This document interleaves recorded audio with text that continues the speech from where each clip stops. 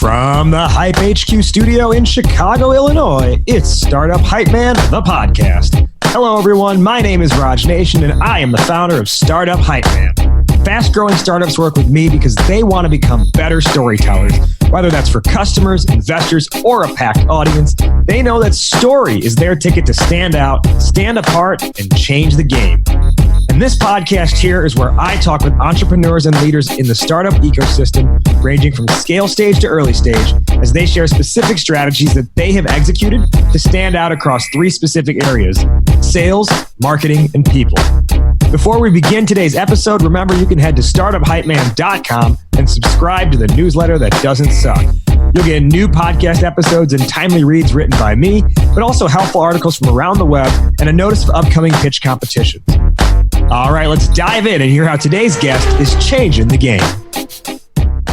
Ladies and gentlemen, making his way to the microphone from Columbia, Maryland, and currently residing in Durham, North Carolina. Please welcome the Director of Collegiate Sales at Teamworks. He is Larry Long Jr. Oh my goodness, Grace, you made me pull out the gold mic with that intro. You're making a brother blush. I know you're the startup hype man, but good googly muggly. I feel like literally in the moment I was like, oh man, you're in North Carolina. I should have given you like the classic Bulls Michael Jordan entrance, like from North Carolina. That was awesome, man. I didn't pay you enough. Please send me the invoice for that intro. That was off the chain. I'll give you the second best thing. We'll give you the audio snippet of your introduction. You can take it with you wherever you go. All right, so our topic today with Larry is empowering your team to perform their best. Larry's huge on the motivational speaking scene. He's a great leader at his company and just in talking to teams in general. So I'm excited to have this conversation with you, Larry. Empowering your team to perform their best. Let us know, why is this on your mind? Why is this important to you? Just given everything that's going on right now in the current environment, there's a lot of chaos.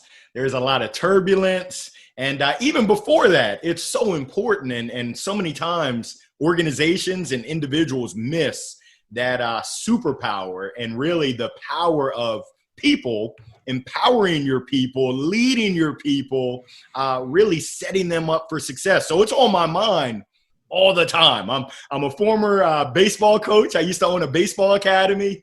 So I've seen the power of inspiring someone and it coming from within, and just the heights that can be seen. So for any organization out there, if you're taking care of your people, you're empowering your people, you should see phenomenal results. And I can tell you, as we move into the new year, there's going to be some people that don't feel empowered that are going to be free agents and looking to move to places that will empower them, will trust them, will care for them. So that's why it's on my mind.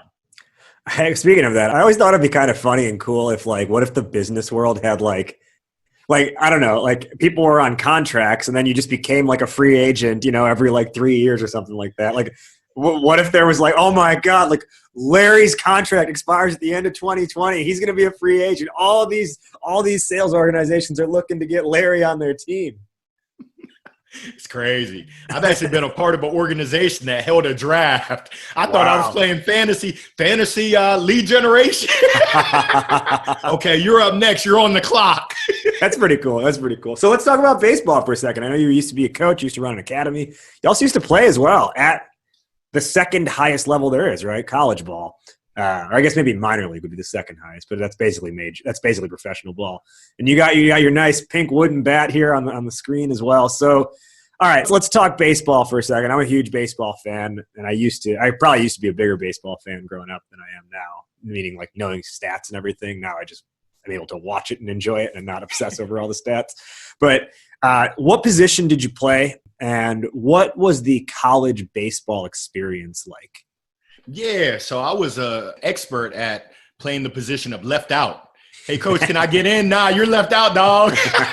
I'm just messing with you. So freshman year, University of Maryland, go Terps, played left field. And it's funny. I got a quick story for you. Coming out of the fall, I was number 3 on the depth chart. And when you play outfield, there's 3 outfield positions. So I'm not a math major. I'm terrible at math. But I said, oh, I should be in the starting lineup. Season rolls around in the spring, and I'm sitting on the bench, and I'm kind of feeling sorry for myself. And I get in at the end of games, defensive replacement, 0 for 1, just striking out a lot. I started off my career 1 for my first 24. Called home to my dad. He came down, watched my games, UNC Greensboro. Said, Dad, I don't belong in Division I. Definitely don't belong in the ACC. My dad ran track at Maryland. So he reached through that phone and he said, boy, you got my name. You're Larry Long Jr. We don't roll like that.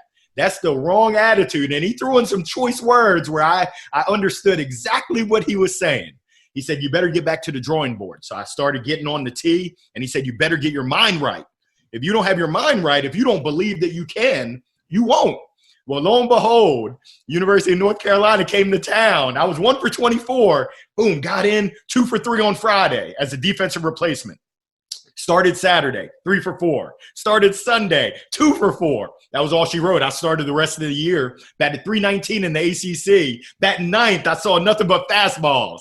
And I can hit a fastball. Anything with a little wrinkle in it, I'm in trouble. But I can tell you that the experience at Maryland, it taught me so much about just teamwork, the importance of teamwork, internal belief. I mean, it's one of those things. Henry Ford says it best. Whether you believe you can or whether you believe you can't, you're right. And when you're in that batter's box, if you have any level of doubt, you're in trouble. You better have that internal belief in your heart, in your mind, if you want to perform at your best. So just a lot of lessons, great experience. And I mean, those are friendships that'll last a lifetime and memories that will last a lifetime. I wouldn't trade it for the world. I also want to know about maybe what you learned about priorities and being able to schedule things, because I ran track for a year at DePaul University, which is Big East. And I wasn't very good, but I did manage to be on the team. And I'll tell you this, it was like 2 sides to a coin. On the one side of it was, because you're so regimented, like lifting at 5 a.m. and then practice at 2 p.m. and you got to like get your study hall hours, like they track your study hall hours, right? You have to like get those in. Like I was really diligent with like being on time at places and being where I needed to be, and like my grades were actually pretty good, like while I was on that schedule, because you didn't really have time to slack off. That's right. The other side of the coin though, and the reason why ultimately I quit my sophomore year was because, well, I wasn't really enjoying it anymore. And when you're not enjoying a sport like running, your body just gives up on you. Like your body just won't cooperate. But the other part of it really was that the 5 a.m. lifting, I was falling asleep in my 7 a.m. class, my 7:30 a.m. class. And I was like, I'm not going to be a pro in this, and I don't like it that much anymore. I should probably prioritize like school at this point. So I'm curious, like, how did you find that ability to like prioritize and really like just balance athletic life and school life? Yeah, that's a great question. And it's I have to owe it all to Franklin Covey. I still have my planner right here that my parents invested in and shared with me as I started college. And every year I used to have to buy the inserts in there. 1997, new insert. 1998. And you're absolutely right in terms of that regimentation of schedule. For me, it was a blessing, because it was no mystery in terms of what I needed to be doing and when.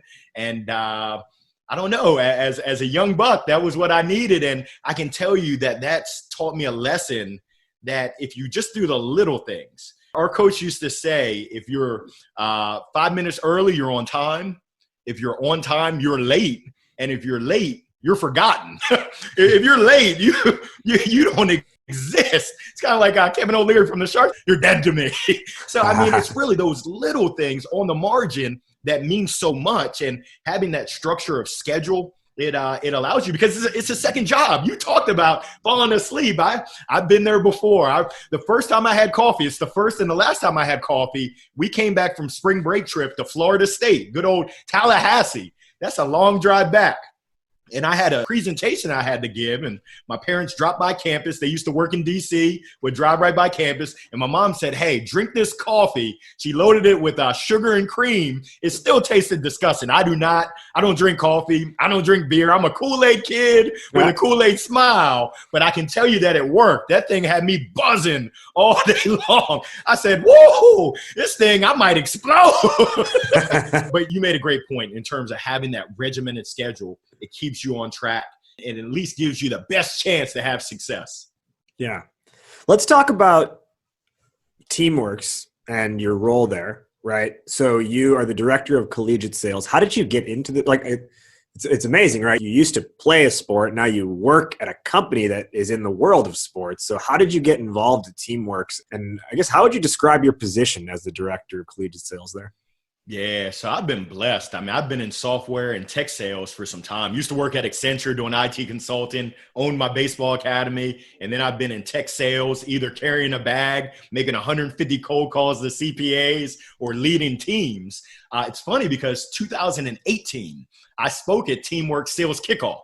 And got a chance to meet the team. I know, and that was as an external person, right? You were just like brought in. As yeah, like they brought me speaker. in. They said, "Hey, I know the VP. He and I played baseball, summer ball, Wood Bat League in 1999. Wow. Summer in 1999. We've been in touch and we've worked together before." And brought me in. And it's funny. I started in June, so I spoke to the team in January, and I'm a part of the team in June. And it really everything aligned. I'm a big lover of sports. Love sports.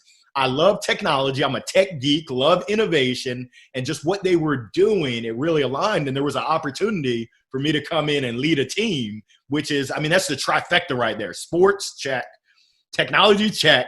Lead a team of former athletes, and we're selling into the athletic space. Come on, Cletus. What you talking about, Willis?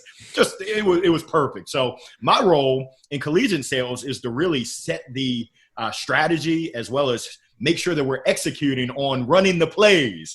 And I know some people are like, quit with the sports analogies. I can't.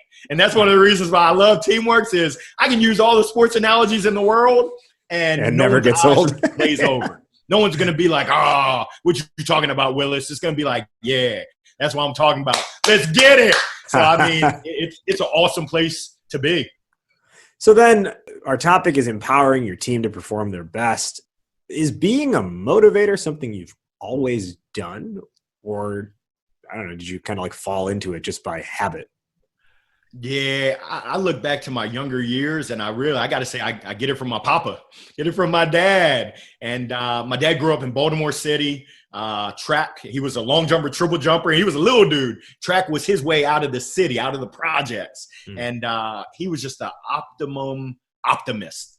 Glass 100% full, not half full, not half empty. That thing is full. We're drinking. So I've had that my whole life, just the coaching spirit, the positive spirit that I get from my dad and my mom. But really my dad was just, hey, you have a choice. You can either choose to look for the negative, which there's tons of negative all around us, or you can choose to look for the positive and make the most out of each and every experience. So it's one of those things where I've always kind of had it in me, but given the opportunities, and I've been blessed with just great opportunities to flex that muscle, I guess you could say, of leadership and empowering and motivating and inspiring people. Well, I think it's obvious that 0% of that optimism is rubbed off onto you. Now, let's talk more about this concept of empowerment. How do you define it? Particularly in a business sense and relative to team members, how do you define empowerment? Yeah, I look at empowerment as really creating an environment, fostering an environment intentionally, not just kind of by accident, but pretty much creating an environment where your folks feel power. I mean, that's part of the word, empowerment. I don't know what Webster has to say. I didn't look up the dictionary definition, but I know what Larry Long Jr. has to say. You foster that environment where your folks believe and they feel that they can make the right choices for the business, for your clients, for your other employees. And it really starts from the top, having that trust, having that. Really, the 4-letter word of the day is care. Do you care about your employees? And not do you say you care? Everyone says they care. Oh, of course I care. but your actions speak so loud, I can't hear what you're saying. And speaking of hearing, do you listen to your employees? I mean, it's such a simple concept. Your employees are out there busting their butts. Hopefully, if you create that environment, you got to listen to them. It's just like sales. In sales, you better listen to your client. In business, you better listen to your organization, or you're going to be flying blind and you're probably going to run up against a bunch of brick walls. So empowerment of your employees, of your staff, that's where it's at. Let's dig into that listening and hearing a little bit more. Now, I think it's easy to say, yeah, listen to your employees. And people can be like, yeah, I know, we're supposed to listen to our employees. And then, like you said, they don't. So I'll ask two questions here. One, why do you think listening to employees is such a tough thing to execute on? And then the second half of the question is, what are some ways that leaders can be better listeners and be better at understanding their employees' needs and wants and desires and struggles? Yeah. So part one, sometimes it's ego, being the smartest person in the room. Oh, I got this figured out. Other times it's tough to execute on listening. It's easier said than done. Yeah.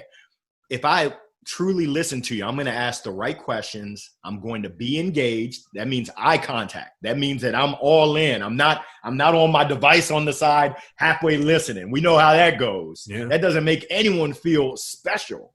And there's a saying, I don't care how much you know until I know how much you care. I'm going back to that word of care, but it's tough. It's tough to execute on that. And the best organizations ask the right questions. They listen, they report back, and then they make changes in actions. If I listen to you and I shake my head, yes, I hear what you're saying, and then we keep doing what we're doing and I don't acknowledge what you shared with me, chances are you're not going to share with me again. That trust isn't going to be there. Hit me with the second part of the question again. The second part was, what are ways that people, like that leaders can actually like be better listeners and hear the needs? Yeah. And that's, I don't want to overcomplicate it and I don't want to oversimplify it, but essentially it's asking the right questions and then shutting the heck up, giving the microphone to the employee and actively listening. That's actually a skill that can be improved upon, making sure there's no distractions, meaning put away this phone, which is a huge distraction. Show up on time. We talked about showing up on time to let people know that you actually care about them, and then reporting back, documenting. So I want to make sure that I heard that this is what you said. Is that correct? Okay. We're not going to do number 2, 3, and 4, but number 1 and 5, we're going to give it a whirl. And I'm going to actually empower you. I'm going to let you run with it and then report back to me what happened.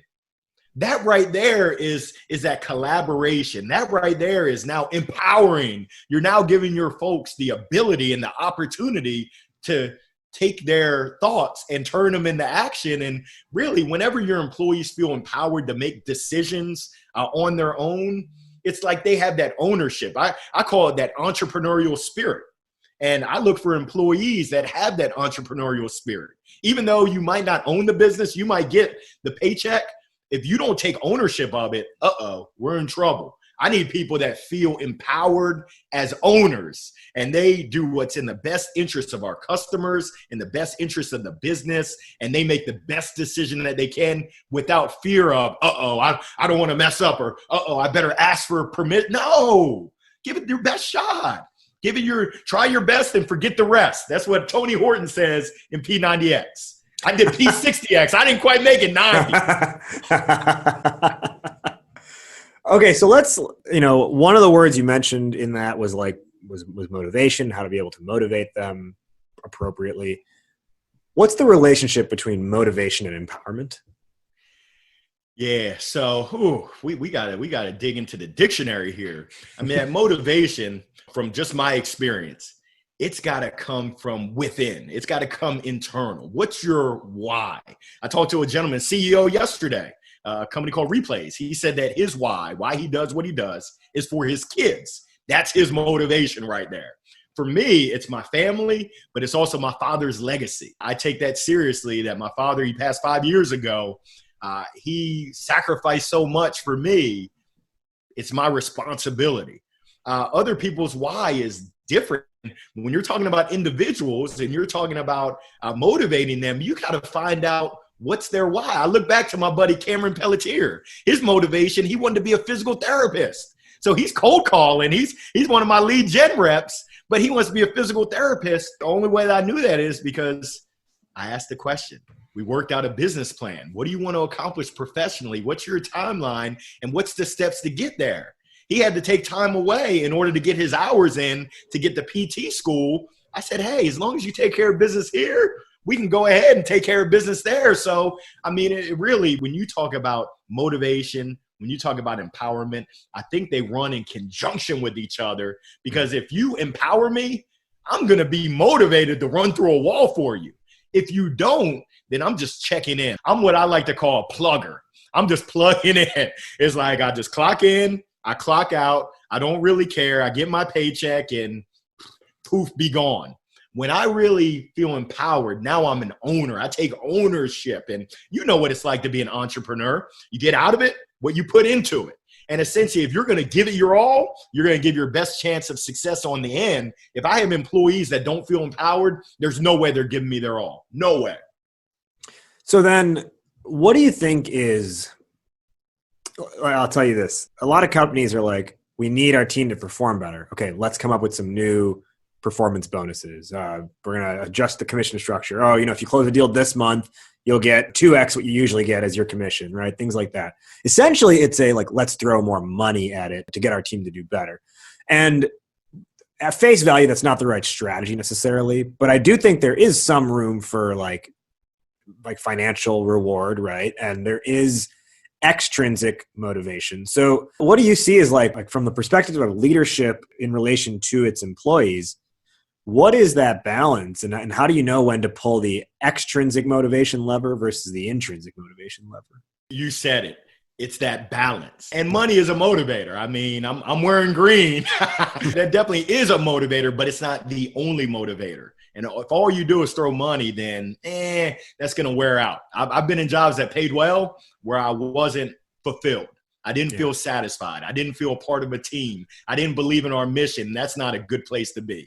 I had another conversation yesterday with a gentleman who said, I had to get out of my job. I didn't have anything lined up. It was about to kill me. And he meant physically kill him because of the stress. So when you talk about that intrinsic motivation, that comes down to me knowing my people. Do you want recognition? Do you just want to know that I care? And I look back at some of the best leaders. I mean, I got to give a shout out to Mark Winchester, who's my mentor. He shows that he cares by writing postcards, handwritten postcards. He knew that I was going to the Great Wolf Lodge. He made a call ahead and said, hey, let me go ahead and buy a $50 gift card for the Long family. That little detail, and $50 isn't little, but that little detail meant so much to me. When my father passed, he drove up to Maryland, took a day trip to be there at the viewing. You tell me I'm not going to run through a wall for this man who not just says he cares about me, but shows he cares about me? That's what I strive for. And that's what I encourage organizations to strive for, because we're in the people business. You talk about resources, you talk about money, and that's an investment. It's that money investment. Oh, we're going to bonus you. But I want to invest in my people more than the money. I want to invest in you at your heart, at your core. What are your goals? What do you hope to accomplish? What are you trying to do? As we go into the new year, do you want to pick up a new hobby, learn how to play the guitar? Let me go ahead and put $100 towards guitar lessons for you. Oh, you want to learn another language? Parlez-vous français? Que pasa, loco? Let me go ahead and invest in one of these learning languages for you to show you that I care more than just making it rain and throwing money at you, which is good, but I want to take it to that next level. So you're absolutely right. It is a balance. I'm on this scale, on this side of the scale, where it's really delivering something personalized, customized, meaningful to my people. Well, and I think, on that note, there's a certain, money is a certain expectation, right? Like people expect to get paid what they're worth, whether that is through straight salary or salary plus performance bonuses. But that's still an expectation. So you have to exceed the expectation. You have to exceed the standard to show your employees you really care about them. That's what I think you're kind of getting at here is like, yeah, there's the balance, but like beyond a certain point, more money doesn't necessarily, it's like more of the same doesn't generate, it ends up being diminishing returns, I guess is what I'm saying. So true. I used to work at TGI Fridays, had all my flair. This was back in the day. and as you can imagine, I love that job. Oh my goodness. But we talked about how do you create an A+ experience? When someone goes out to dine, they eat out when we're allowed to eat out. You expect that you're going to have the waiter comes, they fill up your water, they bring you your food, they smile, and that's good. But how do you make it great? What can you do to make it an A+ experience? Well, if they have kids, you can just bring a balloon. A simple balloon shows that you care, and a simple smile at little Janie or little Jimmy, it makes the world of a difference, and it turns that A experience where it was good to now an A+ where people have this feeling like they very rarely will remember what you say. I mean, we had this conversation about round one, which I forgot what we said, but I certainly can tell you how you made me feel as a guest on your show. And there's a reason why I'm back, because you made me feel good. I enjoy talking with you, man. You're smiling, you're insightful. I mean, shoot, this is the American dream. Now, so I like that, like the A+ experience, which was, what you learned at Fridays. And I think I want to call back to something you said earlier, which was, I believe it was your manager. When your dad passed, your manager drove to your dad's services. And how, you talked about how not like, you think I won't run through a wall for this person. I think what's important to point out there is it's not like, had he not shown up, you would have been like, I cannot believe this person did not take time out of their day to show up for me here.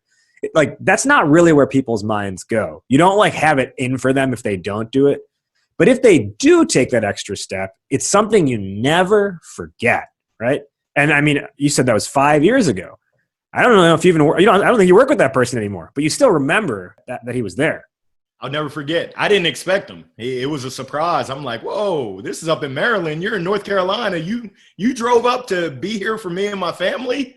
Come on, man. Who does that? I mean, that's the feeling that you want to be that person where folks are saying, who does that? Whoa. I mean, just creating that feeling. And we're in the people business. We're in the relationship building. I mean, I had a sales coach tell me, hey, Larry, in my 30 years of selling, I learned the difference between contacts, people that you know, and contracts, people you do any kind of business with, is the letter R. And that R is relationships, true, genuine, authentic relationships. And he double clicked on it. He said, hey, it's not what you know. And a lot of people say, yeah, it's not what you know, it's who you know. He said, survey says, in my Steve Harvey Family Feud voice, it's not what you know, and it's not even who you know. It's who knows you and who trusts you and who believes in you that really makes things happen. So when you think about your relationships and the quality of those relationships and the work that it takes to invest, it's kind of like a plan. I don't have a green thumb. My wife does, but I'll let a plant die. But you got to water it. You got to give it sunlight. Sometimes you got to roll up your sleeves and put down the manure. I mean, it's stinky, but that's how it grows. So many times folks have relationships that are just stagnant. And then when you need something, it's like, knock, knock, I need something. It's like, no, that's not how this thing works. You haven't made enough deposits to make a withdrawal. You better deposit something into this thing. There's a really good book by Adam Grant called Give and Take, where he talks about essentially there's the three types of people. You have the people who are givers all the time, which can be an issue. You have the people who take all the time, which is clearly an issue. But then you have those who are in the in-between, who have this healthy balance of give and take. And they tend to have the best relationships personally and professionally. So true. So true. And I don't know if you're a Young Jeezy fan, but I think he has a song called I'm a Go-Getter. And I love working with go-getters, but I remember really that song. love working with go-givers. Go give it, young fella. So in retrospect, I'm okay with Young Jeezy, but I remember at the time just absolutely hating Young Jeezy because I was like, this guy is not good. He's just a soundbite. But you know what? Years later, you know what's still fun to do is go, hey! I love it. Double clicking on that. There's a term I call them me monsters. And when I describe it, you know exactly. You're like, yep. On my Trek team, there were a couple guys, couple gals that were me monsters. Me. It's all about me. No, in this world, you better be a you monster where it's about other folks. And I love what you talked about, give and take, because it is a balance. If you're tilted too far this way, survey says, nah. If you're tilted too far this way, uh-oh. I actually, I had a teammate at one point in sports who was very much a me monster. And it's interesting how much energy the me monster absorbs, in the sense of, like, there's a certain, like, dismissal I think your teammates get to, where they're like, oh, that's so-and-so acting their way.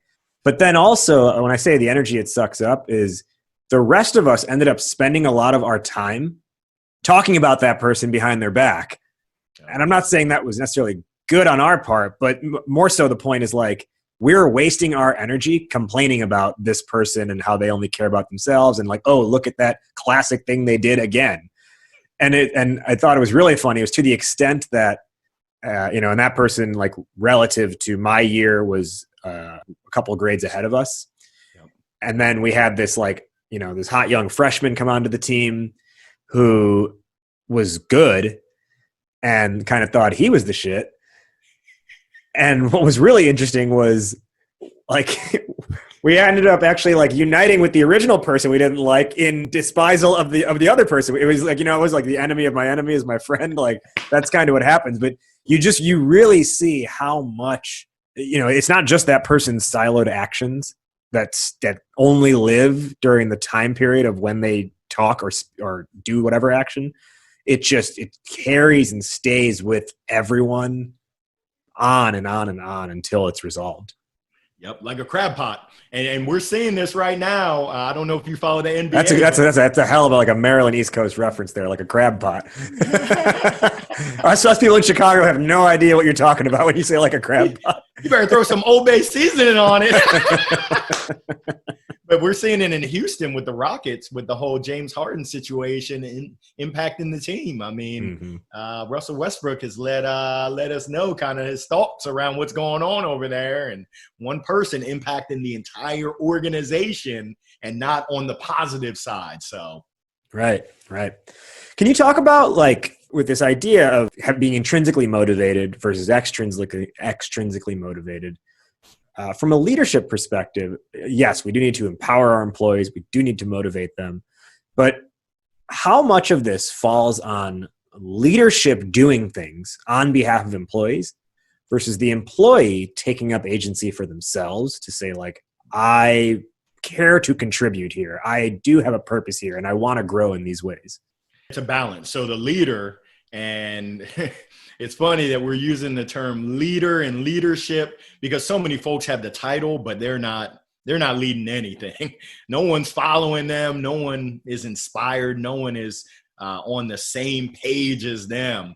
But I believe it's the organization and leadership's job and responsibility to create an environment, to foster that environment. But it also is the balance. The employee has to take ownership. You can't just sit back and say, hey, you didn't give me. No, go get it. You got to go out there and put forth some effort as well. We're not going to serve it up on a platter for you. And there's a lot of organizations that don't provide. They don't empower. And I encourage employees, and from my position, I look to hire folks that when given the right environment, they're going to thrive. And I know that our environment, it's like a sports team. Where when you think about baseball, it's a team sport made up of 9 individuals out there on the field. And we need everyone doing their job at the same time. You better back up. You better know what play is going on. And if you're not on that same page, we can be friends, but you can't be on my team. So we set the expectations crystal clear of what we expect from our employees. And we're going to provide the best that we can provide. We expect them to provide the best they can provide. And sometimes, I mean, we're a small business. We're a little over 100 employees. We don't have all the resources that a big banger company might have, but that's okay. because we're going to be scrappy, and we're going to get after that behind, and we're going to make it happen. And I mean, one of our kind of mantras is win. Whatever is necessary. And I mean, it's kind of cliche, but we're in the sports industry. So yeah, we break it down. Win on 3. 1, 2, 3, win. And I mean, you get people fired up. It's like, hey, we're ready to go out there on the field and win this thing. And I don't know, in business, in sport, and someone in life, score is kept. There's a scoreboard. And it's not always the numbers. I mean, you can look at the dollars, but it's also how many lives have you impacted and had a positive impact on. So I know I got off on a tangent, but my belief is that it's both. It's the balance of the organization, the leaders, and the employees to make sure that we're working together for the same goal. We know what the goal is, and we all have what we need. I mean, for our company, they do a weekly survey. Just to check in, and the questions vary each week, and they monitor it. And if there's a red flag or a yellow flag, they address it, which is what you're supposed to do. If you just sweep it under the rug, then no one's going to give their true feedback. It's like, hey, you don't really care. You're just checking the box and going through the motions. Sweet Georgia Brown said it best. Ain't nobody got time for that. You mentioned that your motto is win. I'm curious, is your theme song, have you heard that J-Rock song where it's like, win, win, win, win, win, fuck everything else, win, win, win, win. Is that your company theme? One. I love that song. That's such a banger to just play in the car while you're driving. Get it crunk. Okay, so my final question before we get to our wrap up, one of the things I think you're really strong at from what I've seen in your content and in previous conversations we've had is figuring out how to like gamify someone's growth through like challenges and things like that. So can you just speak to like how can we gamify like a growth process with our team? Yeah, well, it's documented. I mean, my team, each of my reps has a business plan, and it's both a combination of professional as well as personal. And that's how we track progress. If you don't measure or know what success looks like, good luck.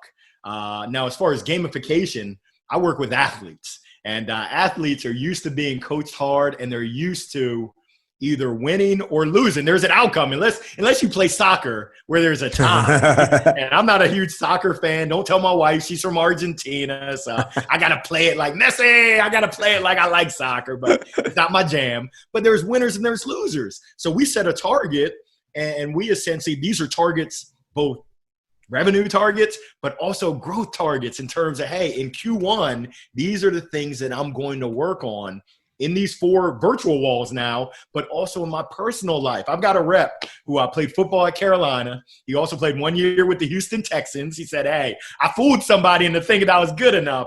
But his challenge, he rode 125 miles on a Peloton as his challenge. And I think it took him, 10 hours of just straight pedaling on the Peloton, but he did it. And I mean, I said, did you win? It was him and some of his old buddies. They each had their own little challenge. I said, did you win anything? He said, nah, nothing but pride. I said, you're the fool. But yeah, it's really setting that up. And folks that I enjoy working with have that internal competitive spirit. It's like, hey, I want us all to win, but I'm trying to make sure I get my shine on, because I take pride in being excellent. And being excellent is being excellent. It's kind of like in basketball. I think they look for a 5-star player, a 5-tool player. Essentially, you're excellent in every aspect of your quote-unquote game. Your mind, your body, your soul, your performance, what you're doing, everything is excellent, and you're popping on all cylinders. So, I mean, for our quarterly reviews, we look at 5 major categories: company, industry, product, tools and resources, and sales. And there's 12 kind of sub-segments that we do a self-review, and then we do a manager review, and we chop it up and we talk about, hey, this is where I'm good. This is where there's areas of improvement. This is what I'm going to work on in this next time period. One of the things, so a previous guest on the show and a close friend of mine, Tony Lenhart, who I definitely think you should connect with, he's a sales leader himself. And one of the things he does whenever he's doing like his annual like planning with his reps, which I think you'll relate to here, is in addition to like whatever the revenue goal for that, whatever that person's quota that they're carrying is, he always is like, okay, but what are we working towards this year for you personally? Is the point of this because you need to put a down payment on a house? Is the point of this because you're trying to make sure that your daughter gets into, the best college possible? Right. And so he makes sure to always tie it to some personal goal or some personal why. So that way the job means something. It's not just do a job for us because we need the money as a company. Yep. So true. I love it. And Tony sounds like a good dude. Yeah, I'll connect you with him. He's great. He goes by the moniker, the sales drummer, because he's also a drummer. And in my hip hop band, he's my drummer. Oh, shucks. Don't hurt him now. And actually, okay, so I got to ask one more before we get to our wrap up. And that is, so you're like the ultimate optimist, right? You have all this energy. I don't even know if it's possible if you ever wake up on the wrong side of the bed. But does Larry Long Jr. have do you have tough love in you when you're talking to your employees, when you're talking to the people on your team? Like, are there points where you just have to get like real with them and the smile comes off your face and you're like, look, you're not doing your job here? Definitely. I'm serious about my game. So don't let the smile for a mile fool you. I mean, I'm a nice guy, but I'm also serious about my business because this means something to me. It's not like it's not meaningful. And it's kind of like I tell my 11-year-old son, when you get to the point where I don't reprimand you or I don't encourage you to be better, then you're in trouble because that just means I've given up on you and that I don't care. And I look at my reps, all of my reps, as really extensions of my kids. I take it personal, both their professional and their personal. I care about them as people. And that's been kind of my MO throughout my career, is that I honestly care about people and I try my best to show that I care about people and not just talk a good game. But yeah, my game face, my game face can get kind of serious. When I put on my serious game face, it's like, what happened? And I can tell you it's come on now because we're gearing up to the end of the year, end of our Q4. And it's been a challenging year, but we still have some opportunity to make it a really good year given the environment and the circumstances, and put ourselves in a position to have an even better 2021. But it's on us. It's on you and you and you and on me. I mean, I start off with that person in the mirror, but yeah, to answer your question, it ain't all sunshine and roses and rainbows and unicorns, as my 7-year-old daughter says. We're serious about this business, but I like to do it with a smile. I don't scream. I'm not a screamer.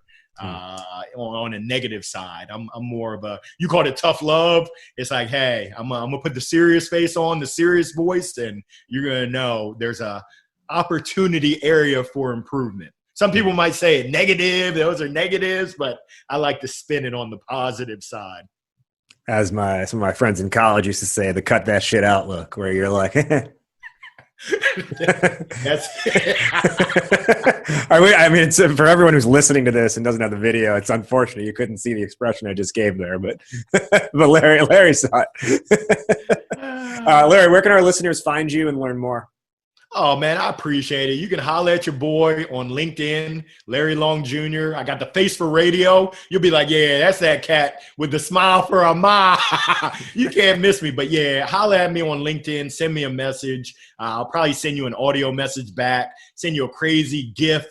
I don't know how you pronounce it. Maybe even send you a video. I get kind of crazy. That's my sandbox that I love to play in, is LinkedIn. So I'm also on Twitter and Instagram, whereas the millennials call it IG or the gram.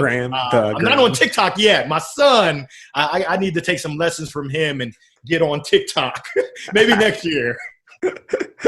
Larry, who's one person that you want to shout out today? It could be a team member, a mentor, a colleague, anybody. Man, well, I already shouted out Mark Winchester, who's my mentor. I got to give props to Morgan J. Ingram.